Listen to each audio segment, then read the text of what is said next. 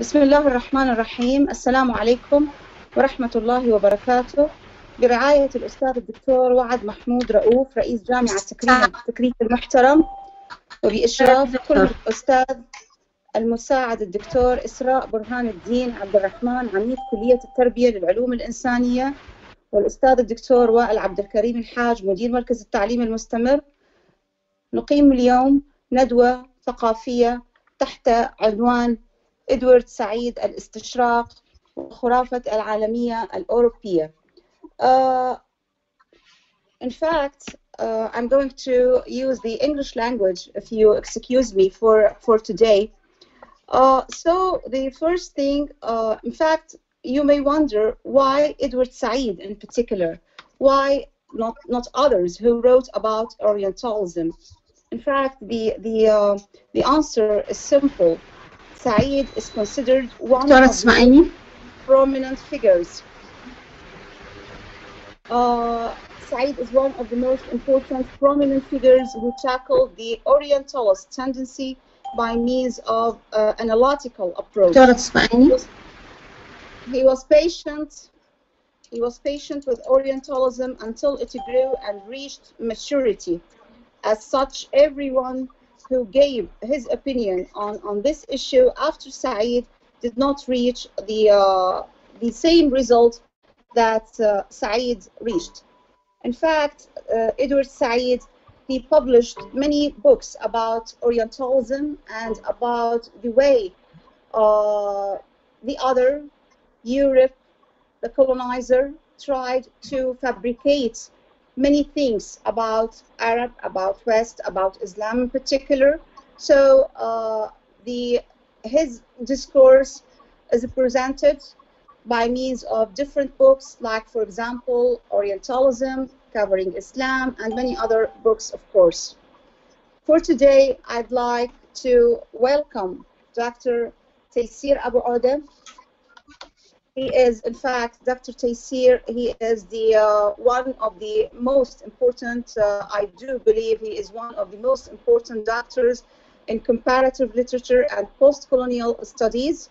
And he tackled the issue of Orientalism, or he discussed the issue of Orientalism, and he tried to elaborate on other issues related to post-colonialism in many books and in many researches, of course.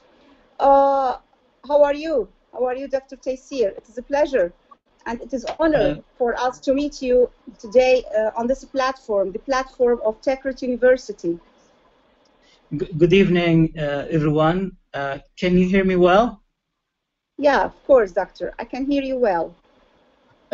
Great.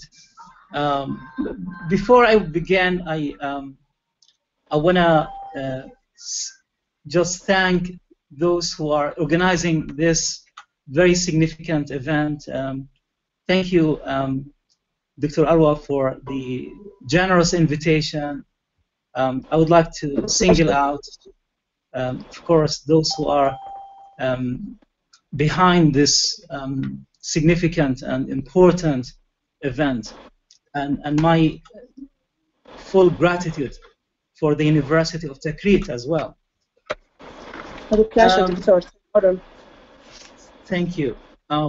Before I begin, I want to just point out that the title that I have chosen, Orientalism and the Myth of European Universalism, is intended to represent and, of course, address a very central issue.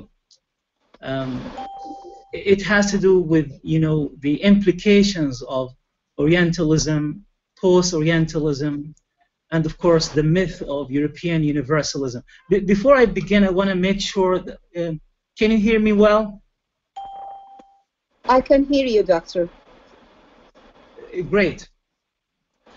The best thing I can begin with is to remind you, those who are unfamiliar with Orientalism, that is a classic written, a masterpiece written by Edward Said.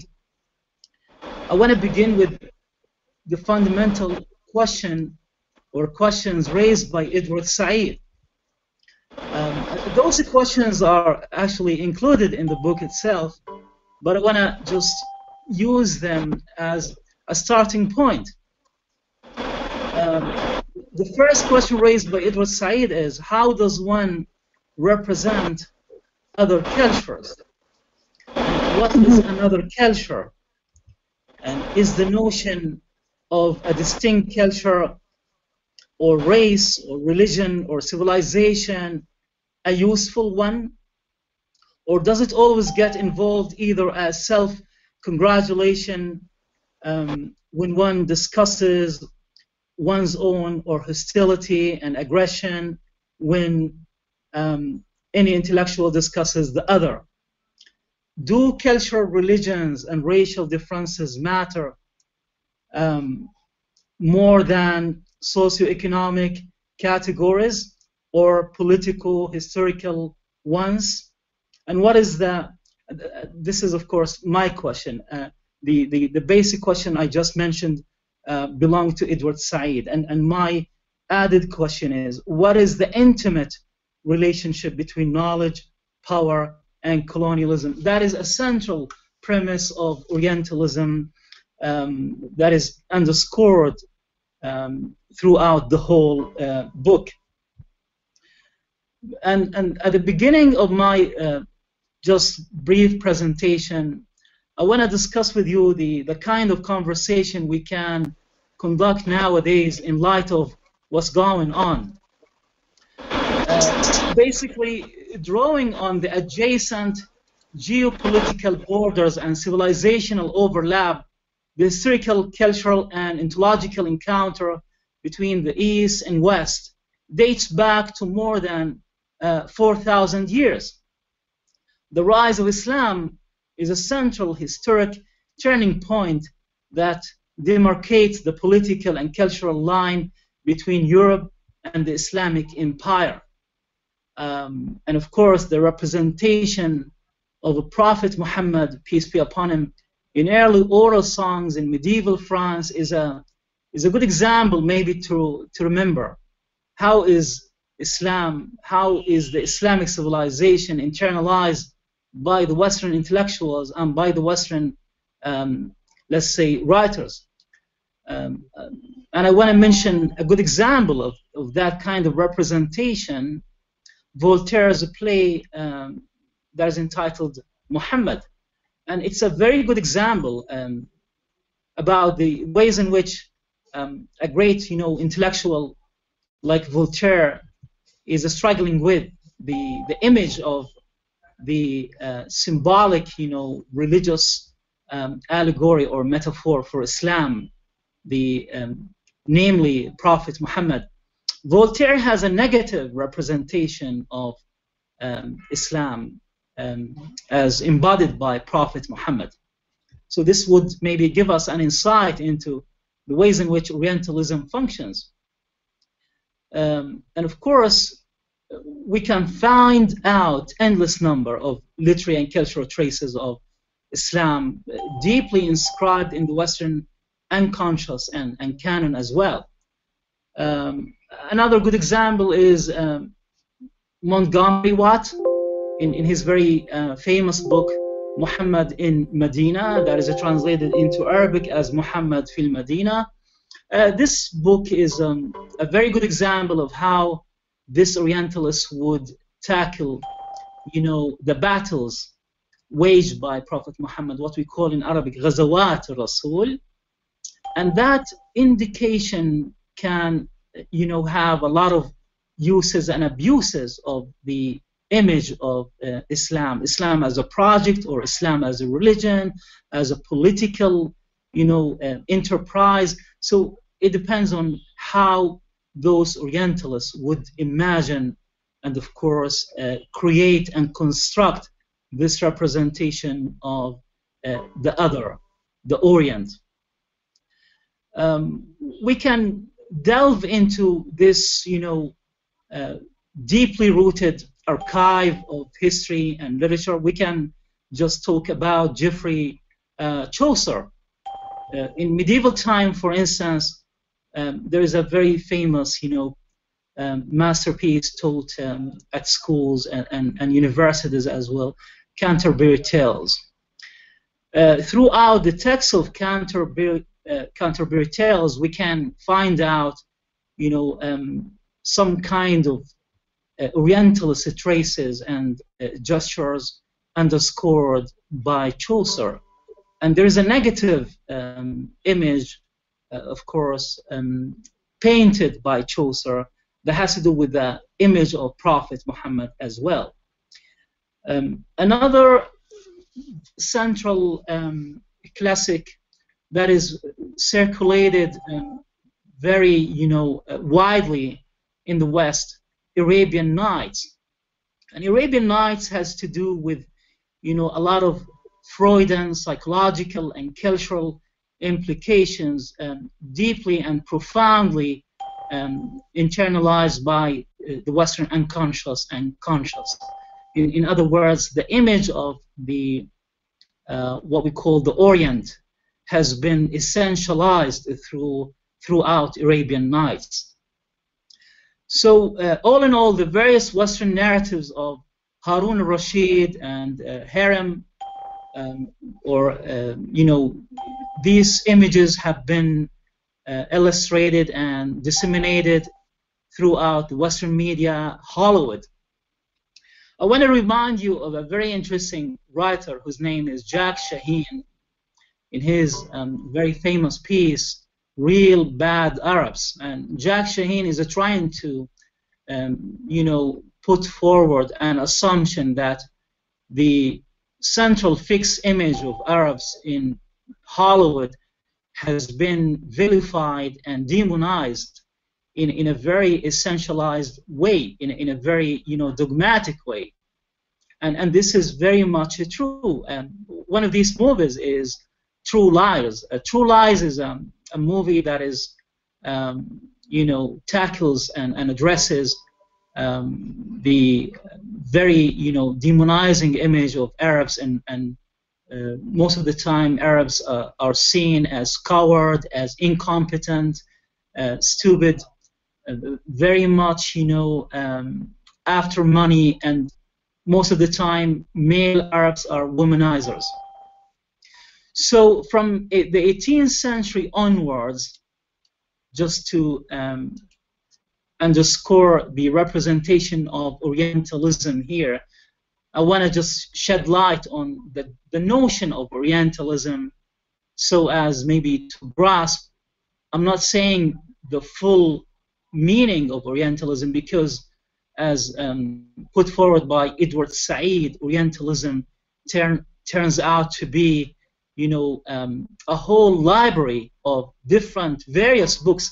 It's not just one version of Orientalism, but the kind of epistemological interpretation put forward by Edward Said is usually a deeply rooted, or refers to a deeply rooted Western form of patronizing representation of knowledge of the Orient, which more or less essentializes the people of the Orient, namely Arabs, Muslims, Asians, and Africans, as being most of the time inferior, uncivilized, primitive, barbaric, and dangerous.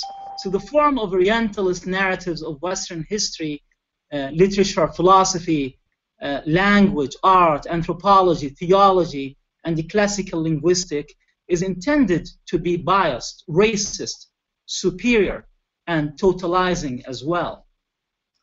But we should be attentive to other, misrepresentation of Orientalism. We know that Anwar Abdul Malik just suggested, a different version of Orientalism before Edward Said, Orientalism in a crisis, and we know that Edward Said comes up with his theory of mind, how the Western mind is shaped, and how the Western mind would view the Orient and Oriental people. So the colonial and imperial scene was officially staged by Napoleon Bonaparte. The Napoleonic invasion of Egypt in 1798 is central here, and it was aided by a very vicious form of scientific renaissance in Egypt. So the classical method of colonial domination is very important here, and it was launched by Napoleon Bonaparte. Edward Said keeps reminding us as well and repeatedly that Orientalism, like many of the natural and social sciences, has had paradigms of research, its own learned societies, its own establishments. These are, you know, the institutions which fuel the ideological structure of Orientalism. I want to just mention a few of these societies. The Royal Asiatic Society, the American Oriental Society, academic universities, including Harvard University, Yale, Princeton, and so on. So that is an academic, you know, form of Orientalism. Lord Cromer served as well here as an imperial administrator. So in light of Cromer's ideology and imperial function, Edward Said argues that Orientalism operates as an expression of the strength of the West and Orient's weakness as stereotyped by the West. And here, one of the questions raised by James Clifford, Ijaz Ahmad, and of course Mahdi Amil, they put Edward Said's version of Orientalism into question. For instance, Mahdi Amil would question Edward Said, you know, consistency in terms of, you know, the kind of theoretical frame put forward and embraced by Edward Said. For Mahdi Amil, and this is one of the contention held by Mahdi Amil, there is a built-in flaw that has to do with Edward Said's, you know, paradigm of Orientalism, namely the idea of ignoring class struggle. And you know, class struggle is a central premise advocated by Marxism. But I think there is a misunderstanding or a kind of misinterpretation here. If you want to just question Mahdi Amil's maybe critique of Edward Said paradigm of Orientalism, that is to say, the various, you know, grand narratives explored and examined by Edward Said are bound up with a kind of, you know, Marxist reading. We can just think about you know, the intellectual and theoretical affiliations between Edward Said and Antonio Gramsci, and you know, Gramsci along with Lukács and many other writers are Marxist. Maybe they have a different version of Marxism. Of course, we have classical Marxism and we have various versions of Marxism. But all in all, these critiques put forward by Mahdi Amil, by Ijaz Ahmad, and many other, you know, writers, I guess, are very fruitful, and they are intended to be, you know, dynamic. And I think this is one of the points of the strength of Orientalism. These different kinds of critiques would give Orientalism, I guess, an impetus of power. The other point I want just to clarify has to do with Edward Said contention and the critique of Henry Kissinger. So throughout Orientalism, Edward Said is trying to question the discourse embraced by Henry Kissinger. Henry Kissinger's discourse is intended to create a huge political and ideological chasm between the United States and the world, the United States and the rest of the world. And according to Edward Said, Kissinger is very much relying on a binary opposition. The world is divided into two halves, the developed and the developing countries. And this is something that we can see and we can just trace in various, literary texts, including, of course, the very, masterpiece written by Joseph Conrad, Heart of Darkness. So we see how Africa is depicted and painted by Joseph Conrad, and this is a very, famous contention and representation put forward by Joseph Conrad. And we are told that, and this is something quite important, Achebe, for example, attacks, Joseph Conrad in his very famous article, An Image of Africa, in which he is trying to say, in simple words, that Joseph Conrad is a bloody racist. And of course, this is something debatable, and I guess some people would have, a common ground with Achebe concerning the representation of Joseph Conrad. But of course, it is still open-ended and it's debatable as well.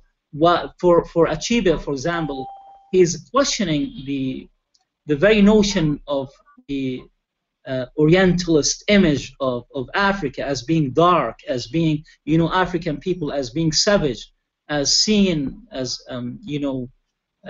barbaric, savage, primitive. And of course, this kind of dichotomy is most of the time underscored throughout many Orientalist writings, where the reader would, imagine or at least, notice how those people in Africa or in the Middle East are demonized. And this is something that we have noticed in Robinson Crusoe. Robinson Crusoe is another masterpiece written in the 17th century by Daniel Defoe, where the protagonist, Robinson Crusoe, is portrayed by the writer as being, the Christian imperialist explorer. He happens to be in this remote island that is an exotic remote island, where the native people of this island are nameless, and it's ironic that Friday, that is the nameless native indigenous inhabitant of this island, is named Friday, that is a Christian name, and this representation of naming and the process of naming is very important. So the West is coupled, according to Edward Said, from a Darwinian perspective with the Newtonian revolution, and this is a claim made by Kissinger, whereas the third world is destined to be doomed or destined to be struggling with a pre-Newtonian era. That is the idea of Islam and tradition. That is the idea of Islam as being painted as an opposition or as an opposite narrative to modernism. So most of the time, Islam is seen as a representation of the backward, of the tradition, of the past, and most of the time, as we will see, Bernard Lewis is one of those, aggressive Orientalists. He is, imagining, or he is demonizing Islam as being a religion of violence, and especially in his article, The Revolt of Islam, and then he came up with another piece that is The Return of Islam. This is an ominous, vicious representation of Islam. Therefore, as put forward by Edward Said again and again, Kissinger would envision the duty of men in the post-Newtonian real world is to create a world system that, before a crisis imposes it as necessity. In other words, this very prophetic, vision, of course, suggested by Kissinger, has to do with this, or with a very aggressive form of Orientalism. The West is in charge of civilizing the uncivilized, or this is the mission of civilization, where the Orient is seen as a primitive, backward, nation. The same thing applies to Palestine. And I think it's crucial and it's very central to understand the various, representation of Orientalism in light of Christian Zionism, in light of Zionism, the roots of Zionism. And it's important to understand how Palestine is seen by Ben-Gurion and many other, Zionist people as being a desert, as being a land without people, that is given for people without a land. So that's the Balfour Declaration is another moral betrayal of this, what we call the right to live and the right to existence. And I would like to point out that the various interpretations of Orientalism shouldn't be detached from the deeply structure and formation of European Universalism, because Orientalism is always bound up with the strategic and ideological apparatus sustained and essentialized by European Universalism. And here I would like to shed light on an assumption underscored by a great sociologist and intellectual, Emanuel Wallerstein. Emanuel writes, "The history of the modern world system has been in large part a history of the expansion of European states and peoples into the rest of the world. And this has been an essential part of the construction of a capitalist world economy. The expansion has evolved in most regions of the world: military conquest, economic exploitation, and massive injustices. Those who have led and profited most from this expansion have presented it to themselves and the world as justified on the grounds of the greater good that such expansion has had for the world's population." End of quote. This is a quotation that I have derived from a very interesting book that is called European Universalism and the Rhetoric of Power, published in 2006. Now, what is European Universalism, just to situate the concept and the notion within its historical moment? European expansion from 1815, the beginning of the 19th century, to 1914, that is a direct form of colonial domination. We are told by Edward Said, by Emanuel Wallerstein, and many others that 85% of the earth was colonized by the white colonial man. So this is the basic historical fact behind imperialism and colonialism. But just to flesh out the meaning and the implication of, or the implications of European Universalism, let's explain the three major principles of European Universalism and what does it mean. The rhetoric of human rights and democracy has been promoted and advocated by Europe, namely America, Britain, France, and many other European countries, to just justify their own universal intervention. Number two, the ideological propaganda of the clash of civilization, and here Edward Said keeps reminding us of Huntington, Bernard Lewis, and of course the student of Bernard Lewis, who was more aggressive than his teacher, Sam Harris. I would like to remind you of a very interesting and provocative book written by Sam Harris that is entitled "The End of Faith." In chapter 2, there is another section or a subtitle of the book that is called by Sam Harris, The Problem with Islam. Sam Harris believes strongly that the problem has nothing to do with misrepresentations or misinterpretations of the Quran and Hadith. According to Sam Harris, it is a potential intrinsic, flow related to Muslims. All Muslims, according to Sam Harris, are potentially terrorists, and that is the discourse of terrorism. And the third principle of European Universalism is the assertion of the scientific truths of the market, the free market, namely capitalism. According to David Harvey, the contradictions or the 7 contradictions of capitalism cannot be resolved or reconciled. In other words, capitalism is another form of what we call Orientalism. There is a connection here between capitalism and Orientalism.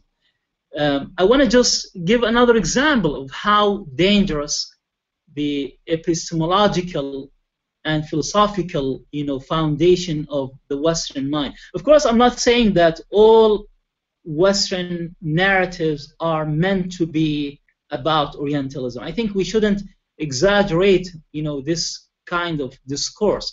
But David Hume is a very central, he's a towering figure of philosophy, has a very racist, account against black people.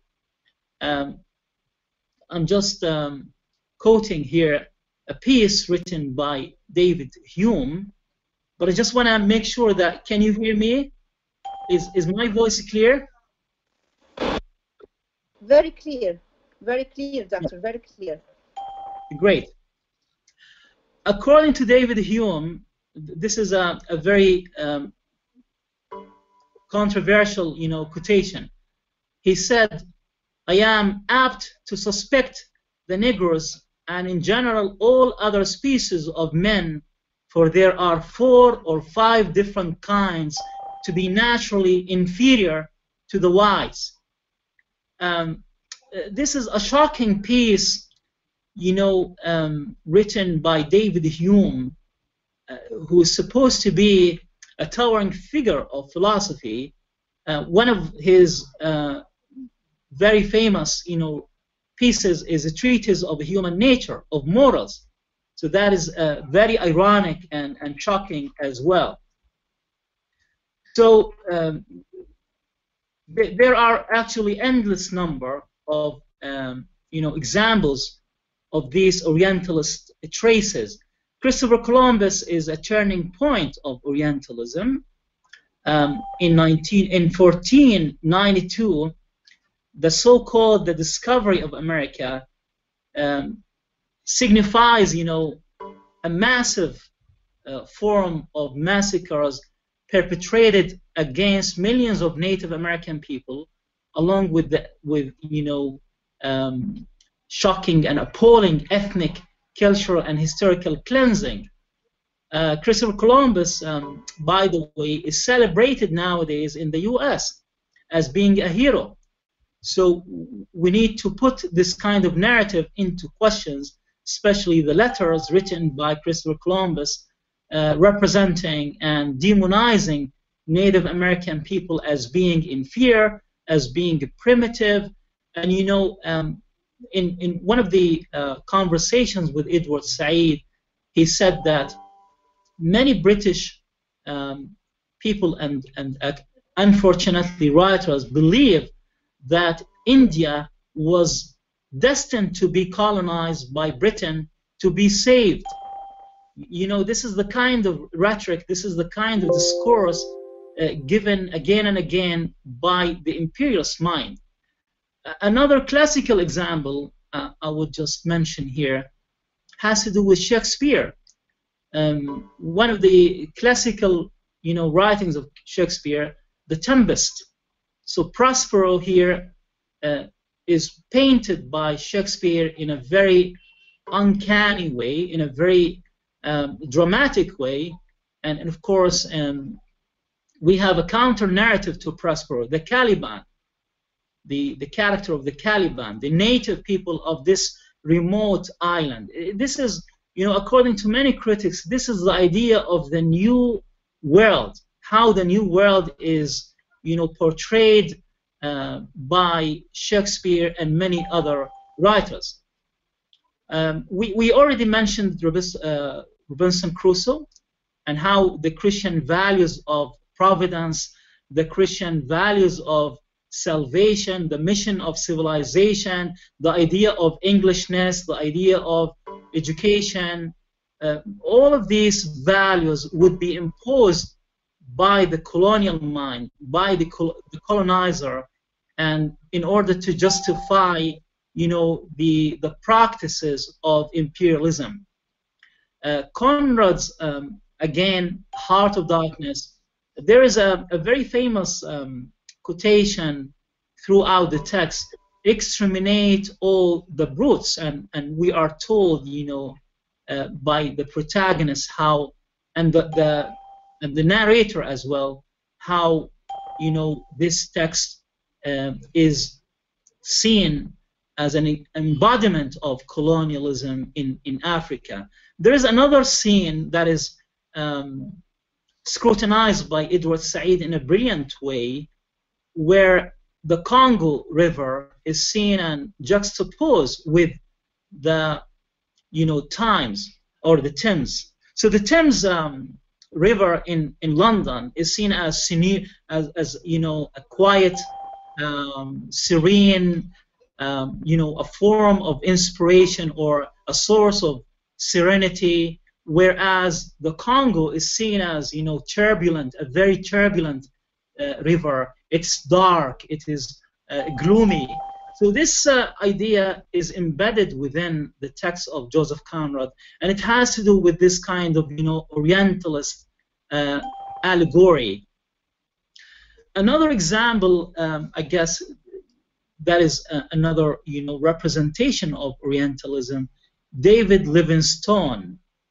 In 19th century, or there is, you know, a huge number of missionaries, Christian missionaries, launched by the London Missionary Society and other societies as well in the 19th century. So we are told that Orientalism is institutionalized.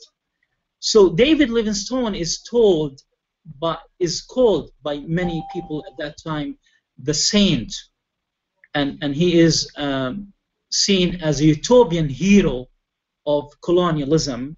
He is sent to Africa during the Victorian era, but many of the forgotten, you know, archives found recently would signify that David Livingstone was complicit in some kind of massacres of Arab Muslims, you know, people in North Africa. So another text that I would like to underscore is Jefferson, the Declaration of Independence, and how is that related to the idea of universal values of justice and social equality. But before I want to discuss Jefferson's, you know, implications of universal values of Europe, I want to pinpoint something incredibly, you know, ironic. There is a guy, an American writer, Crevecoeur, who has a famous piece that is called "What is an American?" In this piece, Crevecoeur is trying to just write down and, you know, throw light on the basic principles of American democracy and the new man, and what is the definition of the new man, and of course within a European-centric paradigm. He doesn't mention any non-European immigrant or other people. Maybe Crevecoeur is trying to underscore the representation of American exceptionalism early on, right, during the American Revolution. Rip Van Winkle is a good example. In this story that is entitled Rip Van Winkle, we are told about the period, the period that came before the Revolution or the American Revolution, and the period after the American Revolution. This historical divorce between America and Britain is paradoxical, because the Declaration of Independence is grounded, as a manifesto of this universal values of justice and social equality, because 13 colonies of America were colonized by Britain, the country in which the sun never set. But the paradox here lies at the heart of, the myth of universal, European universal values, or universalism, because simply this form of democracy is afloat, because slavery is still there, and the implications of slavery later on were transformed into another form of Orientalism in America. That is to say, black people are still mistreated.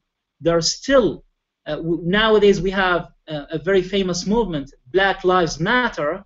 That is a good indication of how Orientalism is in the making, how Orientalism is still transformed in various, ways by the white American people. And of course, we are not talking about sweeping generalizations. Just yesterday, I read the newspaper, for instance, in Canada. Unfortunately, a few Muslim people yesterday were killed in Canada due to Islamophobia. And Islamophobia is another symptom of this disease that is called Orientalism. The problem with Orientalism that people would say, but by saying Orientalism is fixed, we are essentializing the same thing that we are critiquing or questioning. And I think this is not true, because simply Orientalism is dynamic, and the very notion of culture is important here. Edward Said doesn't oversimplify or doesn't simplify the meaning of culture. Raymond Williams just put forward a remarkable, representation of culture, and Matthew Arnold, gave us a kind of elitist representation of culture as being the best that can be thought and said. But this kind of, bourgeoisie or elitist representation of culture doesn't fit when it comes to the representation of Islam. For many anthropologists, for many, Orientalists, the representation of Islam is the same, and this is something quite problematic, according to Edward Said. Another, piece written by Chinua Achebe's Dead Man's Path, and I want to just refer to this piece. It is a short piece, a short story, that is a brilliant short story, actually, written by Achebe. It has to do with this, neo-colonial representation of the native inside Nigeria, and this story has to do with this colonial agent, and it does, criticize the dichotomy of a tradition, Nigerian tradition, as portrayed within the neo-colonial sense or neo-colonial paradigm of modernism. Most of the time, there is a problem with this category. For example, the category of Islam, according to Shihab Ahmed, is still problematic. What about Angelica Neuwirth? Many people maybe are aware of the Quranic studies and the great contributions, conducted by Angelica Neuwirth when it comes to the interpretations of antiquity of Islam and the Quran, and what we call balagha, or the rhetorical, power of Arabic language. And I think maybe Edward Said would say that, of course, when it comes to the German paradigm or to the German version of Orientalism, there's a great deal of contributions that can't be denied, can't be overlooked. But he's trying to say that the kind of writings in the 18th century, along with the 19th century up to the, of course, 20th century, there is a consistent tone of discrimination and stereotyping throughout most of these writings. And I want to just, I think I can keep going when it comes to the complex adaptation of Michel Foucault. And this is my last point before I finish my presentation. Why is Orientalism considered to be problematic when it comes to the complex adaptation of Michel Foucault by Edward Said? So besides Adorno, Gramsci, and many other writers, and of course Vico, we cannot forget Vico as being, one of those influential writers. Said drew from Foucault's to develop his, method of intellectual praxis, the discourse of Michel Foucault, or the kind of the archaeology of knowledge, the connection between knowledge and power. So Said's use of Foucault is complex and often, or very often, misunderstood.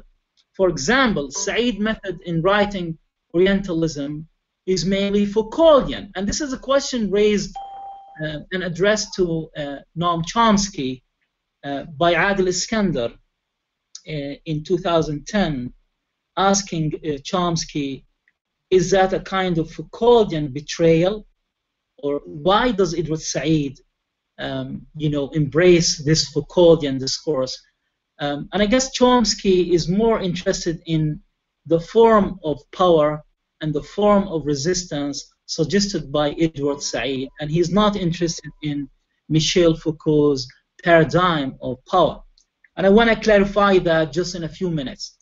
So Edward Said's notion of resistance is far, different from Michel Foucault's notion of resistance and power. And the whole idea of Said's method, as we know, is Foucauldian, but the vision of Edward Said is anti-Foucauldian. What does that mean? Edward Said draws a very powerful juxtaposition between knowledge and power. How knowledge, how different narratives in literature, history, and anthropology are not innocent. There is an ideological attitude embedded within these texts. And Edward Said is concerned with, the relationship between the scholar and the state, how many intellectuals are most of the time co-opted by the state, co-opted by power.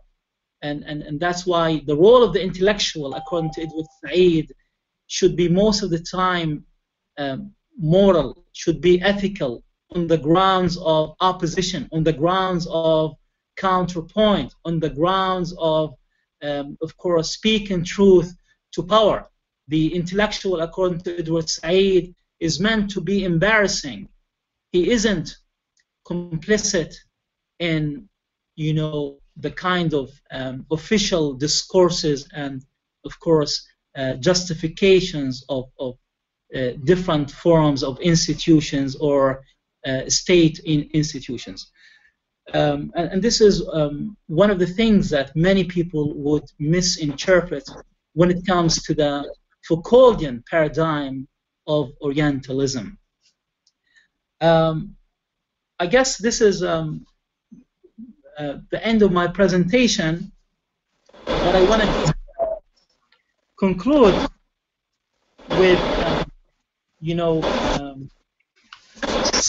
with a point that is underscored by Edward Said in various contexts.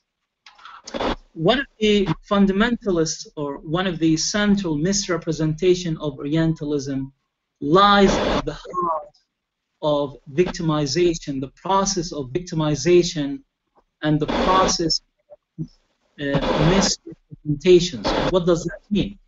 For example, many Arab and Muslim people believe that Edward Said is defending Islam, or Edward Said is pro-Islamism, what we call Islamism, or Edward Said is advocating, you know, fundamentalism. And this is another misrepresentation of Orientalism, because Orientalism is a critique of all forms of dogmas. It's a critique of oppression, the structure of suffering. This form of suffering is shared with many people, shared with many intellectuals. So the role of the intellectual, according to Edward Said, has to do with creating and bringing about a new kind of agency. This agency should be counter-narrative to the colonial and to the hegemonic, you know, discourse imposed by different forms of European Universalism and Orientalism. Thank you. Thank you very much. Thank you very much, Dr. Taysir, for this magnificent lecture. In fact, you enlightened us with many interesting information concerning Orientalism and even post-Orientalism. And you elaborated on different examples that are derived from literature, canonical literature. And in fact, you remind me of two other examples from English literature, like, for example, let me say, Wuthering Heights and Charles Dickens's Hard Times. In fact, in Wuthering Heights, I can remember a very interesting scene when Catherine, the daughter, she looks in front of her to the hill and what is going on behind the hill. In fact, she imagines that there is an Arabian prince, and this Arabian prince, he is roaming the desert on his camel, and there is a tent. So here we have a stereotypical image now. The question is, why Arab in particular? Why Arab prince in particular? And another example from Hard Times, the narrator in Hard Times, he says, he is talking about Mrs. Sparsit and the way she is talking to Mr. Bounderby in this novel. He said, the narrator, that she is just like the princess who is sitting in front of the Sultan. Now, who is the Sultan? Of course, he is Harun al-Rashid, and the princess here is, of course, she is Scheherazade. And all the time, I try to remind my students, especially MA students, about the stereotypical image of Scheherazade and how she is victimized by Shahryar and so on. So all these stereotypical images are derived from 101 Night. Of course, I will not forget William Bedford Vathek, and the way Vathek is misrepresented in this particular novel. In fact, when I think about Orientalism and post-Orientalism, why all the time I think I can link the two, or I think that we can follow up the roots of these two, link them to existentialism, because all the time there is a struggle between being and non-being. They are trying to place us in the being, in certain limited framework. So, and at the same time, so they are going to be the subject, and we are going to be the object. We are going to be objectified by them. So all the time there is a struggle for existence. Who is going to be superior? Who is going to impose his own ideology, his own perspective, his own power upon the other? When we talk about Orientalism and post-Orientalism, they are not completely different, because still there is a struggle. Though the mission to certain extent is different, because when I think about American invasion of Iraq, American invasion of Afghanistan, they try to assume that we are the terrorists. We are responsible for the events of September 11 and so on. So they try to impose us. They try to dominate us. For example, when they occupy Iraq, they said, we want to save you from the dictatorialship. In fact, there is another reason. So all the time there is a struggle between the self, between the other. In fact, I want to ask about Hamid Dabashi. What do you think about his discourse? Do you think that his discourse is an anti-discourse to Edward Said? He writes him back, or what? Or he tries to place his own discourse within the Saidian discourse? Thank you very much for this perceptive and significant question. Hamid Dabashi is a public intellectual, and he's one of the most influential writers and critics nowadays, especially when it comes to comparative literature, post-colonial studies, and beyond. So I guess he is a very brilliant writer when it comes to the translations of Edward Said's various, assumptions on Orientalism, and I think it goes beyond Orientalism, because in one of his interesting books, very recent book, Reversing the Colonial Gaze, where Hamid Dabashi is trying to write back, as you put it. And it's not only about writing back, it's about the performative, style given by the native intellectual, using this term as a phrase by Frantz Fanon. So Hamid Dabashi is an erudite, he's a polymath, who is actually doing a great job nowadays, and I believe many graduate students are following the steps of Hamid Dabashi, and of course critiquing him as well, because this is healthy to put most of these assumptions into question and to grapple with various forms of resistance. But as an Iranian American intellectual, I would say Hamid Dabashi is doing a great job in terms of the kind of the sort of resistance he is grounding and he is grappling with, especially the idea or the connection between power and knowledge, and I guess he's a very brave writer and intellectual as well. Yeah, I totally agree with you. Concerning, of course, when we talk about post-Orientalism, of course, I can elaborate on many other contemporary works. Like, for example, we have, I think he is an Algerian writer. His name is Yasamina Khadra.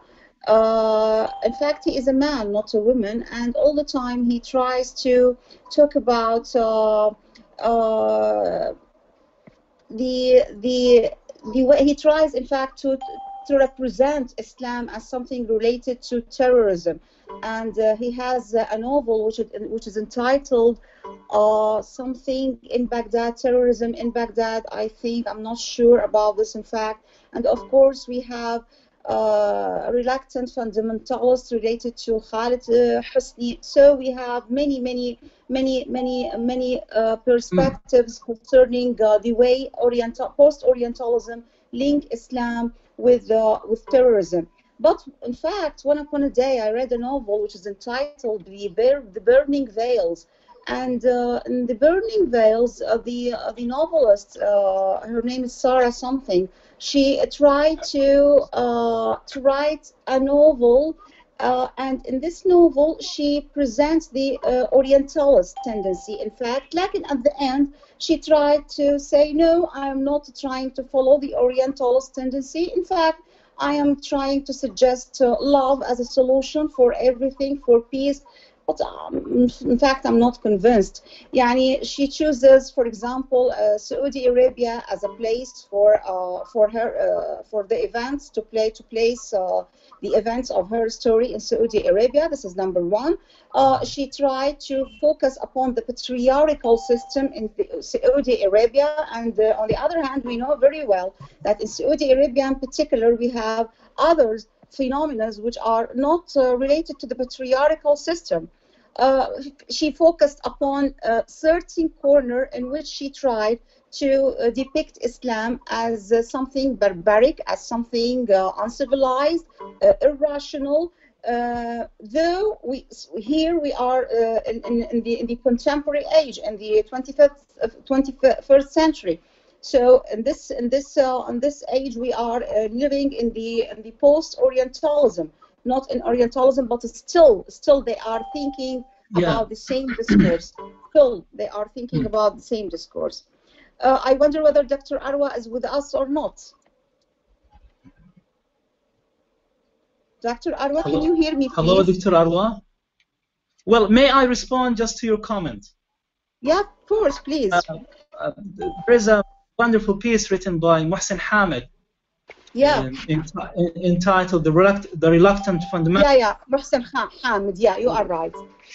Jenkins or Changes, whose name in Arabic is Jenkins, is the protagonist, and this guy is, you know, going to America, where he's studying at Princeton University, being or getting, you know, an elitist kind of education, doing a great job there, studying economy, and then getting to know Erica. And Erica here echoes and embodies, you know, the psychological unconscious of white supremacy. There is a kind of emotional attachment here, but it is an unrequited love between Erica and Jenkins. So this kind of unrequited relationship between Erica and Changes is meant to portray this kind of, you know, unequal and very problematic relationship between East and West. By the end of the story, he goes back to Lahore in Pakistan, and of course the beginning of the story, he is narrating the story from Pakistan, but there is a flashback conducted by the narrator in a very brilliant way, and we are told here, of course the end of the story is open-ended, and the concept of fundamentalism has to do with the events of the, you know, collapse of the Twin Towers, the 9/11. So 9/11 here is important, and the narratives written in the aftermath of this event are extremely important, but unfortunately we have witnessed a kind of explosive narratives of Islamophobia, xenophobia, anti-immigration, and a lot of, you know, different symptoms of Orientalism taking place in the West, taking place in various countries which are, you know, bragging about democracy and human rights. So the concept of fundamentalism is extremely problematic. Terrorism, for example, is a term that is widely used but rarely defined. If you want to define terrorism, it's politicized, and the concept is politicized. We are very much aware of Reaganism and post-Reaganism, and how, you know, United States of America is supporting those military groups in Afghanistan and many other places. So literature here is most of the time related to society, to ideas, to what Edward Said would call traveling ideas or traveling theory. Yes. Yeah, you are right. Dr. Arwa? Yes. Good evening, yes, everyone. Good evening, Dr. Arwa. Good evening, our dear colleague and friend, Dr. Taysir. And thank you for being here with us today. How are you? Hello, Doctor. How are you? I'm fine, thank you. And welcome, everyone, sure. Thank you for having me. Thank you. Thank you very much. It's our pleasure and honor as well. I'd like to comment on what Dr. Aufa has mentioned about Hamid Dabashi in his book Post-Orientalism, because actually in the introduction of this book, published in 2009, he mentions that some some points or some insights of, he argues that some insights of Edward Said are no more valid or operative in the recent times, because most of the works or most of the examples, or he based his argument, this is Said, has based his argument on works which dates back to the 18th and 19th century and up until the 1970s. So this is why he believes. So my question, of course, he tries to disagree with some points with Edward Said, especially on his view of the intellectual. As we know that Edward Said introduces a very positive view of the intellectuals and of the exilic identity and the role of the exile, and he tries to portray it in a very positive way. In his book, Dabashi, Post-Orientalism, Dabashi argues that sometimes the role of the intellectual in exile can be completely negative and deforming, not even negative. It can be also deforming, in a sense that while they try to portray the negative side or what happened in their origin cultures, the palaces, they at the same kind help to reinforce the negative archetypal image of the Orient. So it works as if they are helping to strengthen the negative stereotyping that is deeply embedded in the Western mindset. And I have recently published a mutual paper with my colleague Dr. Hanan from Balqa University, and it's published in one of the remarkable Jordanian journals in this issue in particular. My question, Dr. Taysir, do you think that Orientalism nowadays is over, or let's make it in another way? Do you think that the Orientalist scholarship is part of antiquity, as a field of study, is part of antiquity, or it is still working and is still effective? And this is my first question. And another question I have in mind also, how do you place Orientalism and the so-called European universality in terms of the latest events and the attacks in Gaza? Thank you very much. Thank you very much for raising these interesting questions. Before I begin responding to your questions, I want to just clarify something concerning, the version and the philosophical version of exile as seen and envisioned by Edward Said. There are two major works here which are very central to this representation of exile. The first one is After the Last Sky. That is a kind of memoir written by Edward Said, and it addresses, different forms of exile. The second one is a very, interesting book that is entitled Reflections on Exile. So in After the Last Sky, for instance, Edward Said doesn't celebrate exile. There is a kind of very sense of late style, recurring throughout Edward Said text. The idea of, opposition, the idea of negation, the idea of refusal. This idea is repeated over and over again in different texts by Edward Said, but in different forms. The form of transgression, the form of elaboration, the form of counterpoint. All of these forms are important for Edward Said as a method of reading the center and periphery. Reading, you know, it's not only reducing the center and periphery to the so-called binary opposition. Exile for Edward Said is an excellent platform through which the intellectual can have a genuine sense of freedom, where he can speak truth to power, where he can reimagine and reinvent his dynamic sense of identity. Identity for Edward Said is not fixed, it is dynamic. The same thing applies to culture. You know, especially when Edward Said criticized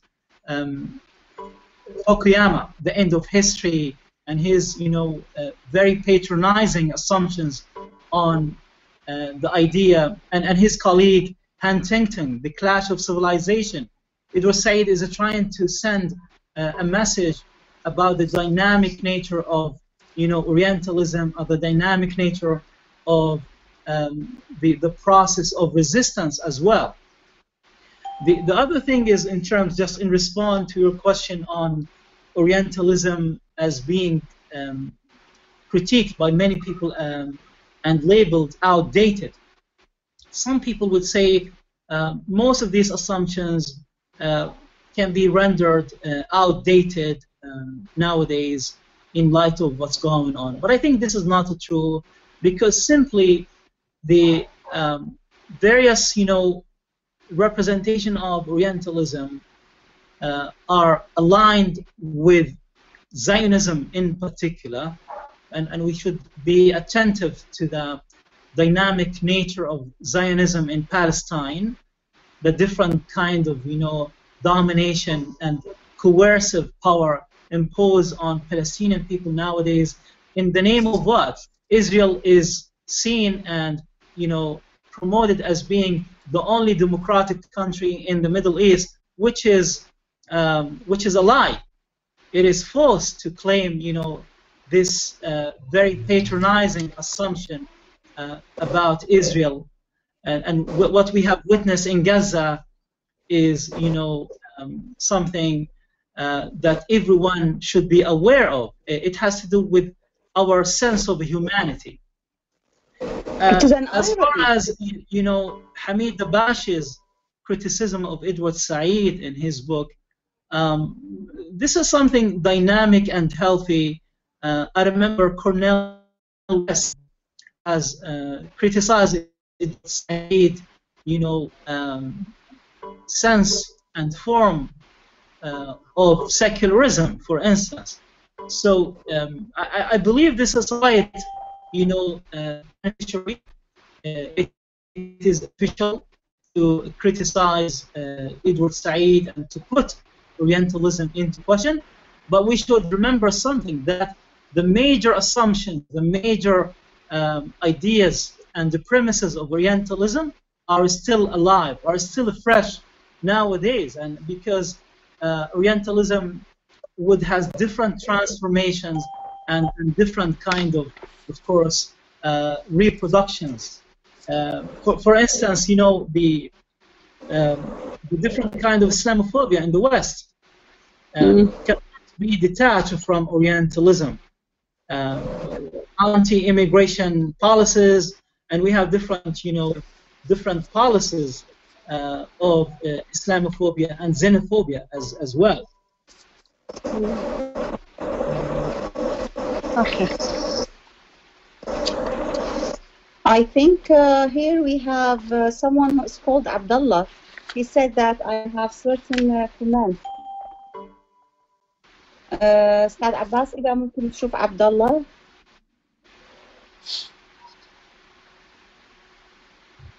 هذا عباس تسمعني؟ اسمع دكتورة.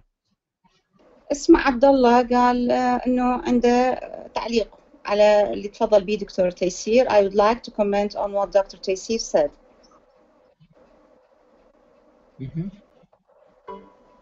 تمام، استفتح المايك دكتورة. اي يا ريت اذا يعني شفته احلى المايك. So good evening, everybody. I'm very happy to be invited to this nice presentation and let's say interaction with Dr. Taysir.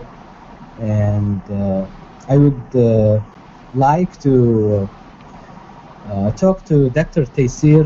My name is Abdullah Darwish, Abdullah Sulaiman Darwish at Indiana University of Pennsylvania. So I was very happy to see Dr. Taysir talking about universalism. He's a colleague and he's a friend, and we used to discuss this, the concept of, let's say, Orientalism and how the West all the time try to impose the concepts that they want, and it's something institutionalized. And my point, usually, I think the way that defending the East has also a problem, and I think Dr. Taysir said something very important. It is also important to have Orientalism in a under the scope and to question the concept, or at least some points of Orientalism, because if we accept the concept of being